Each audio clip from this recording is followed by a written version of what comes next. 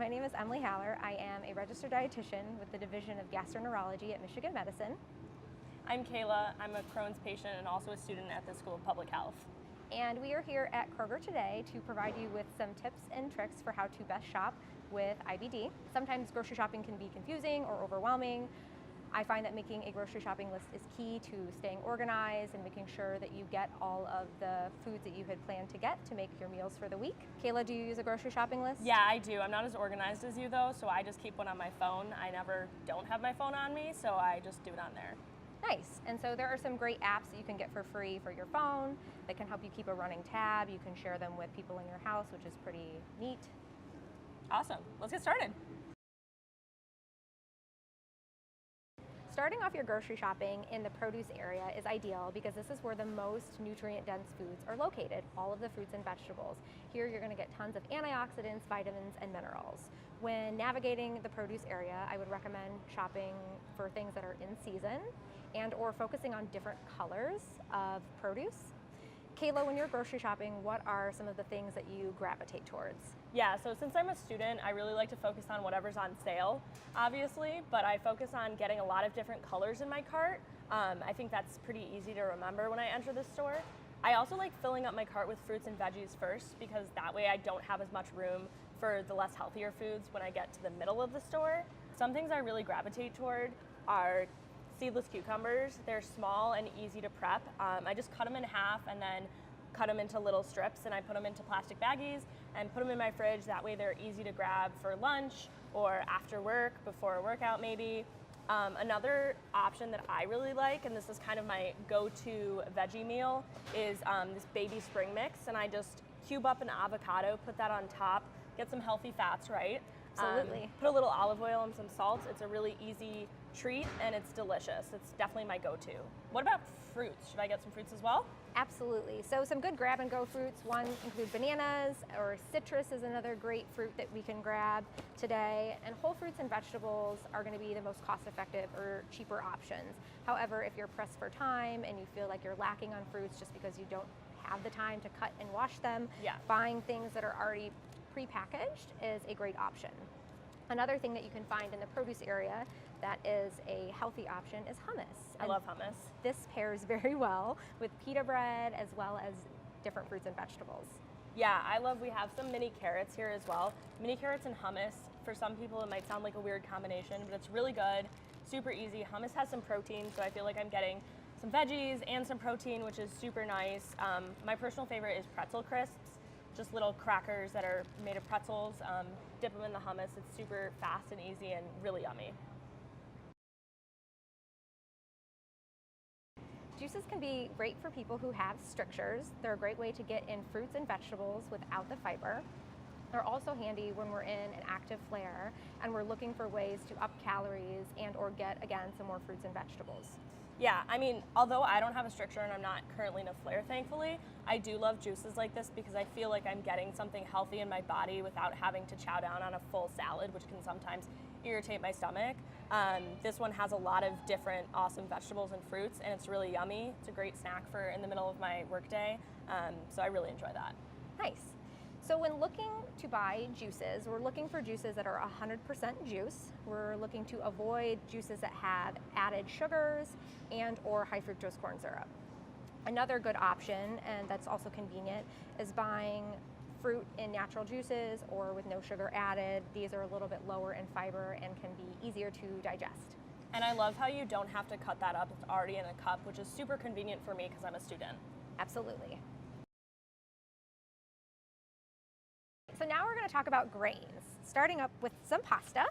Whole wheat pasta is going to be a little bit higher in fiber and a great choice. If you are fiber sensitive and we're trying to watch that, maybe a white pasta or enriched pasta would be your go-to. Kayla, what's your favorite? So I really love this veggie pasta. I actually just discovered it. It has 1 serving of veggies per serving of pasta, and I do like my pasta, so I probably get in like 2 servings of veggies in this box, which is awesome. It's a really easy go-to, and I use it in a lot of different recipes, which is awesome. Yeah, so what's your favorite recipe? What do you do with your pasta? Yeah, so this one thing that I do, it's super easy. It takes me like 20 minutes to make, so it's kind of my go-to, is I will saute some fresh mushrooms, put them to the side, put in some lean turkey, saute that a little bit, maybe add some garlic powder and whatnot. Then I add a can of mushroom-based pasta sauce, which kind of just mixes all the flavors together. And then I top that over my veggie pasta, and I take that for lunch, have it for dinner. It's usually my go-to date night meal. It's super easy, really yummy, and pretty cost effective too. Absolutely, that sounds so great. And that would be a meal that would be easily made vegetarian by using some ground, like veggie crumbles and or tofu, or a can of beans instead. Yeah, awesome idea. Another staple grain that I would encourage is rice. And so we've got both brown rice and white rice. I would go with the brown rice if you can and like it. If you are more fiber sensitive, then you could use a white rice instead. For convenience, we have some ready rice by Uncle Ben's. Yeah, the ready rice is super convenient, especially if you don't have time to make a full batch of rice. But if you do have some time to do some meal prep at the beginning of the week or on the weekend, I do like making a large quantity of rice, and since it lasts, I can put it with like a side of salmon for dinner, or bring it with me during the day, have a lunch packed, which is super convenient for me as well. Absolutely, rice is so good in soups. It's great with stir fries if you're making Mexican, if you want to make a bunch of grain bowls for the week. So great things to have on hand. Another grain is quinoa. So cooked similar to rice, but it's a little bit higher in fiber and higher in protein. I find it's best cooked in a broth to give it some more flavor. Yeah, that's the cool thing about quinoa. It really does soak up whatever you put it in. So even if you make it with soup or whatever, it really soaks up that flavor and kind of incorporates into the dish, so that can be really good too. Yeah. So last up, we have some bread. So one of the options that I really like is this 35-calorie bread. When I was doing Weight Watchers, it's only 1 point per slice, which is super convenient. I love putting a nut butter on it. In the morning, I'll put some avocado on a piece and fry up an egg and put that on top, so I get my protein, my good fats, and the only thing about this is that it has 35 calories, so it's super convenient, and I don't feel like I'm being too unhealthy with it. Yeah. In addition to bread, or if you're not a bread person, wraps, spinach wraps, or whole wheat flour wraps are great for breakfast roll-ups or sandwiches. Yeah, I actually love using these to make a little quesadilla. I'll get some shredded chicken, put that on, sprinkle a little of the hard cheese. Although I'm lactose intolerant, I can do a little bit of hard cheese in something like a quesadilla. I can make my own guacamole, dip that. That's a fun treat. Yeah. We are in the dairy section where we're going to stock up on yogurts and milk, and here we have something for everybody. So if you are lactose intolerant and or don't consume dairy products, we have things like almond milk and or soy milk, which are great options. Kayla, what's your go-to milk? Yeah, so I'm a little bit more traditional. I prefer the dairy option, but I am lactose free, so I get a lactose free one. I use it for, just with my cereal, or if I'm making a recipe that requires milk. It's also, I usually get the 2% because I don't like the whole milk, but I think the fat-free is a little bit too watery for my taste, but still a good option for me. Absolutely. So these are also great bases for smoothies, and they are a good source of calcium and vitamin D, as well as most of these would give you a good source of protein. Awesome. And we have some yogurts in here too, right? We do. So same as the milks, there are going to be some plant-based options. So we've got soy yogurts, we have almond yogurts, there's pea protein, there's also regular dairy. And what's your go-to? Yeah, so I prefer Greek yogurt. It's a lot thicker than regular yogurt, so I feel like it's more filling. I can do a lot of different stuff with it. One of my sweet treats, which is, fruit-based of course, I put some frozen blueberries on it and drizzle some honey, which kind of caramelizes the honey a little bit, and it's super yummy. That sounds and great. Delicious. And it also is a lot easier on my stomach because I'm lactose free. Not really sure why, but it works for me. And so in general, Greek yogurts have lower amounts of lactose than regular yogurt. So it's often a better option if you feel like you're lactose intolerant. Awesome. Another yogurt option that I like is actually kefir. It's basically like a yogurt smoothie. I prefer the strawberry because it's extra yummy. And I usually get the mini version, and I take them in the car with me before work or school. They have a lot of protein, and I know live active cultures is good, right? Yes, it's a good source of probiotics. Awesome, yeah, and probiotics are super important for me as well. It's a great option, and it's super yummy. 11 grams of protein for one serving is pretty good, I think, and it doesn't have that much added sugar, so that's a good option too. Absolutely. So another thing you're going to find in this general area of the store are nut butters, which are a great source of healthy fats and protein. They're also pretty cost effective, great for sandwiches or snacks. So almond, peanut butter, cashew butter. I know you have a favorite in here. I do, yeah. Mine's a little strange. It's powdered peanut butter. You just add water and you can make it as thick or thin as you like, which is pretty awesome. I'm a big chocolate fan, so I get the chocolate kind.